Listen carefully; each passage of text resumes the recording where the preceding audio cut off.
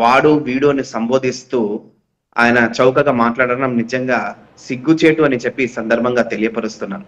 ఆయన పరకామణి కేసుని తక్కువ చేసి ఆ దొంగను సైతము డిఫెండ్ చేస్తూ ఆయన తీరు వచ్చేసి నిజంగా శ్రీవారి భక్తులకు అది నిజంగా చాలా కలిసి వేసింది. కాబట్టి ఇవన్నీ మనం చూసుకుంటా ఉంటే వైఎస్ జగన్మోహన్ రెడ్డి గారు ఆయన పార్టీ త్వరలోనే స్థానిక సంస్థలు పూర్తిగా తుడుచుకుపోయిపోతుంది అని చెప్పుకోవడానికి ఇదే పెద్ద ఉదాహరణ. దాని ఉనికి కాపాడుకోవడానికి కోసము ఈయన ఈ విధంగా ప్రవర్తిస్తున్నారనేది ఈరోజు ఆంధ్ర రాష్ట్ర ప్రజలకు స్పష్టంగా అర్థమవుతా ఉంది. అదే కాక ప్రజల్లో వీళ్ళు యువ పోరు అని చేశారు, అది ఫెయిల్ అయింది. అన్నదాత పోరు అని చేశారు, అది ఫెయిల్ అయింది. లేని యూరియా సమస్యను ఉన్నట్టుగా చిత్రీకరించి ప్రజలు వెళ్ళాలనుకుంటున్నారు, ప్రజలు అక్కడ చీకొట్టారు. 1,00,00,000 సంతకాల పేరిట డ్రామా చేశారు.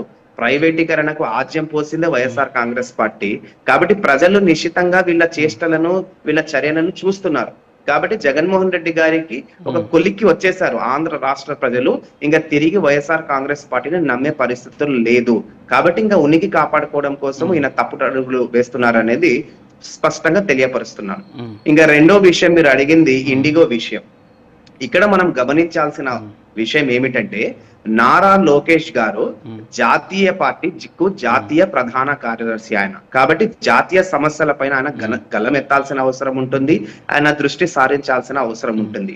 అక్కడ జరిగిన విషయం రిపబ్లిక్ టీవీలో ఆయన అర్నబ్ గోస్వామి గారు ఒక ఫ్రస్ట్రేషన్ లో ఉన్నారు.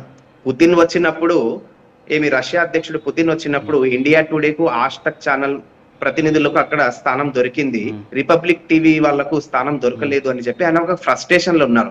కాబట్టి ఆ కోపం అంతా కూడా తెలుగుదేశం పార్టీ నాయకుల పైన ఆయన చూపిస్తున్నారు. మీరు ఒకసారి ఆ డిబేట్ కనుక అంటే ఇప్పుడు ఏంటి మన దీపక్ రెడ్డి గారు మాట్లాడినటువంటి మాటలు కరెక్ట్ అంటారా? సరే, ఇప్పుడు ఆయన అర్నబ్ గోస్వామి గారు మీరు చెప్పినట్టు ఫ్రస్ట్రేషన్ లో ఉన్నాడు, ఓకే. జాతీయ ప్రధాన కార్యదర్శిగా నారా లోకేష్ గారు జాతీయ అంశాల మీద స్పందించడం కామన్. కానీ ఒక శాఖని సమీక్షిస్తున్నారు, సో ఆయన చూస్తున్నారు దీని మీద అని చెప్పి చెప్పడం కరెక్ట్ అంటారా మీరు? సరే, ఫ్రస్ట్రేషన్స్ వాళ్ళకు ఉన్నటువంటి వ్యక్తిగత అంశాలు అవి పక్కన ఆయన సగం మాటలను విన్నారు. అంటే ఆయన పూర్తిగా మాట్లాడనివ్వలేదు. ఆయన ఒక పార్టీకు స్పోక్స్ పర్సన్. ఆయన రామ్మోహన్ నాయుడు గారికి స్పోక్స్ పర్సన్ కాదు, ఆయన ఒక పార్టీకు స్పోక్స్ పర్సన్. కాబట్టి ఒక పార్టీ జాతీయ అధ్యక్షుడి గురించి, జాతీయ ప్రధాన కార్యదర్శి గురించి ఆయన మొదటగా చెప్పడం జరుగుతుంది. ఆయన పూర్తి చేయనివ్వలేదు. ఆయన మానిటరింగ్ అనగానే, మానిటరింగ్ అంటే ఏవియేషన్ మినిస్ట్రీ మానిటరింగ్ కాదు. నారా లోకేష్ గారు మానిటర్ చేసింది మొదటిసారి కాదు. తుఫాన్ వచ్చినప్పుడల్లా ఆయన మానిటర్ చేశారు. దేశంలో ఏ విపత్తు వచ్చినా ఆయన మానిటర్ చేశారు. మానిటరింగ్ చేయడం అంటే క్యాడర్ ను దిశానిర్దేశం చేయడము, ప్రజలకు ఒక మెసేజ్ ఇవ్వడము, దాన్ని మానిటరింగ్ అంటారు. అంతేగాని సివిల్ మినిస్ట్రీ అఫీషియల్స్ ని ఇంటికి పిలిపించుకుని చేశారా, లేకుంటే ఏమైనా ఆయన సర్కులర్స్ పాస్ చేశారా?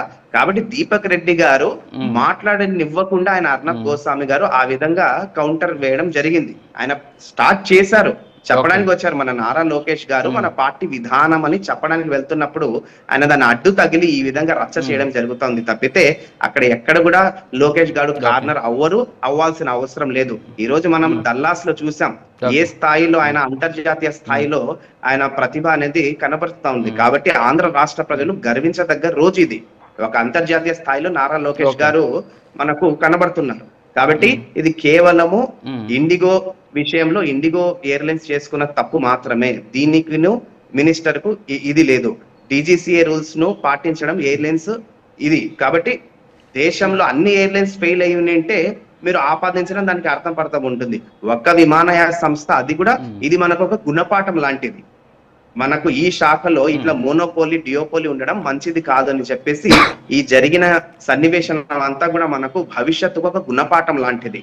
ఇదే కాదండి, టెలికమ్యూనికేషన్స్ లో కూడా ఈ విధంగా మోనోపోలీ డియోపోలీ నడుస్తా ఉంది. కాబట్టి కేంద్ర ప్రభుత్వము బాధ్యతగా దీన్ని దూరదృష్టి పెట్టుకొని పునరాలోచించుకొని తగిన చర్యలు అనేది తీసుకోవడం జరుగుతుంది. కాబట్టి రామ్మోహన్ నాయుడు గారు సివిల్ ఏవియేషన్ మినిస్టర్ గా ఈ రోజు ఆయన చొరవ వల్లే దాదాపు 610 కోట్ల రూపాయలు మనకు కస్టమర్లకు రీఎంబర్స్మెంట్ చేయడానికి ఇండిగో ముందుకు వచ్చింది. ఇప్పుడు ఫ్లైట్స్ అన్ని కూడా తిరిగి ఆపరేషన్ స్టార్ట్ చేస్తున్నాయి. 137 స్టేషన్స్ లో ఫుల్ కెపాసిటీకి వచ్చింది. కాబట్టి ఇదంతా కూడా రామ్మోహన్ నాయుడు గారి ఘనతే కదా, ఆయన సాధించిన ఘనతే కదా, ఆయన చూపించిన చొరవే కదా. కాబట్టి రామ్మోహన్ నాయుడు గారు పూర్తిగా ఫుల్ ఫ్లెజ్డ్ పని చేసే ఒక మినిస్టర్ అని చెప్పి ఈ రోజు దేశ వ్యాప్తంగా ఆయన ఒక ఘనత పొందుతున్నారు. కాబట్టి ఈ చిన్న చితక అర్నబ్ గోస్వామి మాటలకు పట్టించుకోవాల్సిన అవసరం లేదని చెప్పి ఈ సందర్భంగా తెలియపరుస్తున్నారు. Yeah okay. Botla Ramarao garu good morning. ఏంటి మరి